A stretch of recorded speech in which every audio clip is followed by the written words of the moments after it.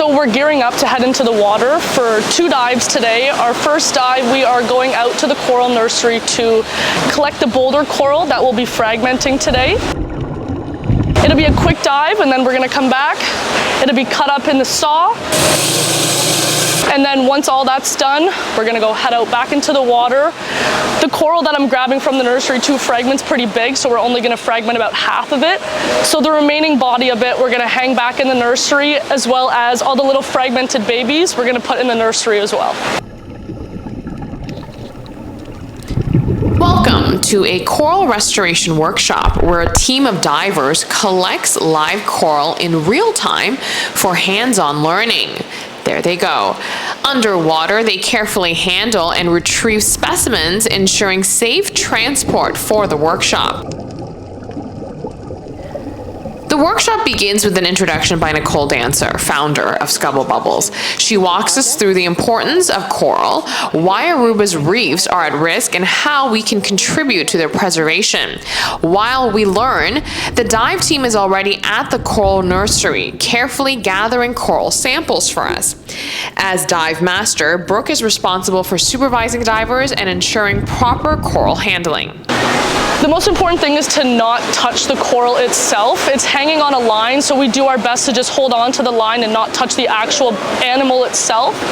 Regarding dangers, it's a little choppy today, so we're just gonna take our time going out. We've got our snorkel mask with us, so just in case any water splashing in our face, we can still breathe.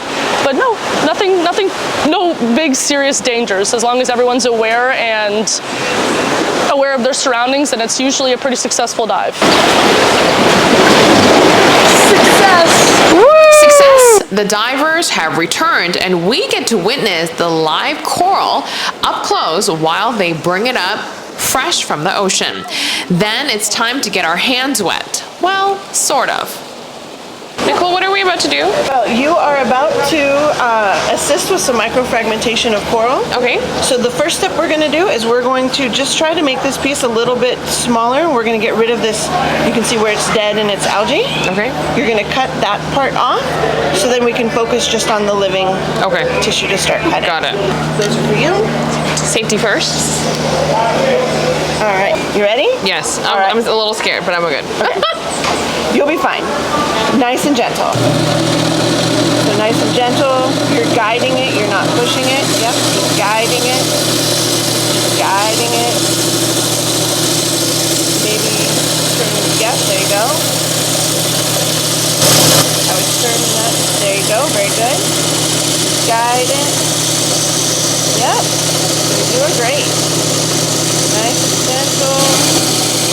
And then just keep going all the way. You want it to go all the way through. Okay. Keep going, keep going, keep going, keep going. Okay. Fantastic. So part of the fragmenting process is that we do have to fragment the coral. So we do have to cut it. It's kind of like when you cut your skin. It heals faster, right? Because it's got the damage. So we're not doing any long-term damage. It does, I think, hurt them because it hurts my heart when I do it. But I remember that we're cutting them so that they can actually grow bigger and stronger. And so it's just like if you break a bone and you have to re-break it for surgery. Sometimes you have to do something that hurts a little bit in order to grow. The workshop gives everyone the opportunity to fragment the coral.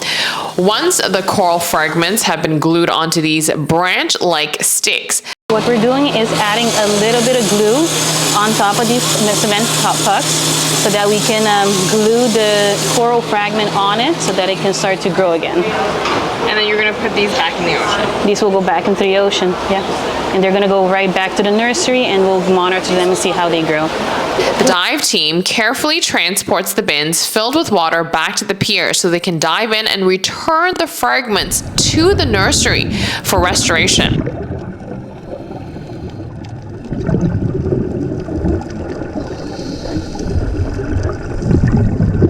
Nicole Dancer is the president and founder of Scubble Bubbles, a foundation that focuses on engaging local youth in ocean conservation. She shares why workshops like these have a lasting impact on Aruba's community. Because right now, coral restoration is only accessible to divers and snorkelers, and they don't really get to see what coral is or what the reef looks like. And so if you've not been in the water, you don't know what it is that you should love and protect. So by offering these workshops, by having a facility in the future where people can come and school kids can come and actually see the corals, we want to make it so that everyone in Aruba can be a part of the solution and to understand why they even want to be part of the solution, because you can't help but love a coral once you've gotten up close to it. Nicole is absolutely right. How can we love or protect something we don't understand?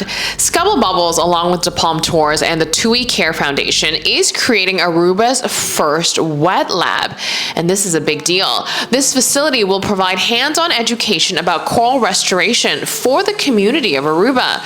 We have partnered with TUI Care Foundation and DePalm Tours to help us build Aruba's first on-land wet facility. So we will be able to bring corals out of the water onto land, and the opportunities there are endless on what we can do with the corals, from doing research with the University of Aruba, allowing local school children to come in and see corals. Maybe they want to do some kind of little research that they want to study and they want to figure something out about them. We can give them that opportunity. And also the corals that are diseased. There are so many protocols internationally about how to treat them out of the water, and so this gives us an opportunity and a place to actually do that. The ultimate goal of the wet lab and these coral workshops are to raise awareness among Aruba's younger generations. Scubble Bubbles wants kids actively involved in meaningful conservation efforts. Scubble Bubbles has always been about trying to do ocean conservation, but getting local kids active in that. And that's why we do beach cleanups, because more kids can participate. But it's really hard to know why you should choose reef-safe sunscreen or why you should choose sustainable fishing practices if you don't actually know what the reef is and you don't know how to love the reef. And we can't love something, we can't protect something unless we understand it and we kind of know it. And having an on-land facility just makes our mission more available to younger kids. We can invite the local schools to come in, and kids as old as 6 can actually see what the coral is and learn a little bit about it. And it makes it much more tangible, and it makes it more part of their heart, hopefully. You might be wondering why DePalm Island was chosen as the location for the island's first wet lab. As it turns out, it's the perfect fit. DePalm Island has been a long-time supporter of Scubble Bubbles. This is where we started our first nursery, and they've really supported us in giving us a place to work, giving us access to some supplies that maybe we don't have. And for an on-land facility, there are 2 big hurdles: funding for all of the equipment that you need and a location.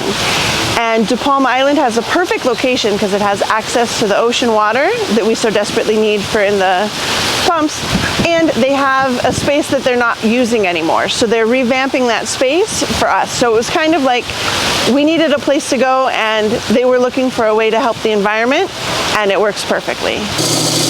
Is it okay? Yep, you're doing a fantastic job. I'm not a diver. I've never handled coral before, but this workshop gave me a whole new appreciation for Aruba's reefs, giving me a reason to want to help preserve them and further the awareness on coral restoration. Thank you to the Scubble Bubbles team. I'm gonna have to print a new one up for you. It cut half your face off, but